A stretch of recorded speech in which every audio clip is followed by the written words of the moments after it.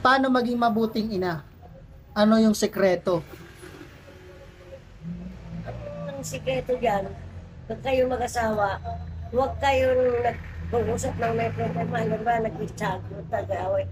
Pag-usapin niyo ang problema niyo sa gabi ng mag-asawa para pagising niyo sa umaga, walang nalalaman yung mga anak niyo, walang nakikita na.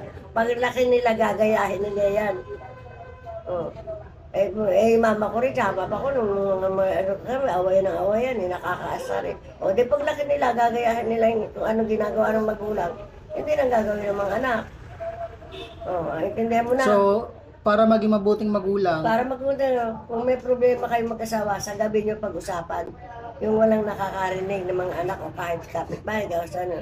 Para pagbaba nyo sa umaga, parang walang nangyari. tama. Paano maging mabuting ina? Ano yung sekreto?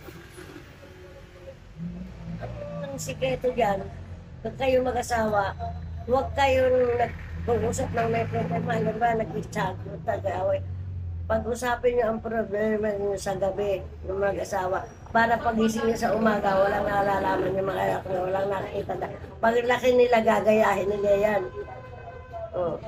Mama ko rin, tsaka papa ko, nung ano kami, away ng awayan, nakakaasar eh. O, di paglaki nila, gagayahin nila yung kung anong ginagawa ng magulang. Hindi nang gagawin ng mga anak. O, intindihan mo na. So, para maging mabuting magulang, Para magpunta, kung may problema kayo mag-asawa, sa gabi nyo pag-usapan. Yung walang nakakarinig ng mga anak o kahit kapitbahay, o ano.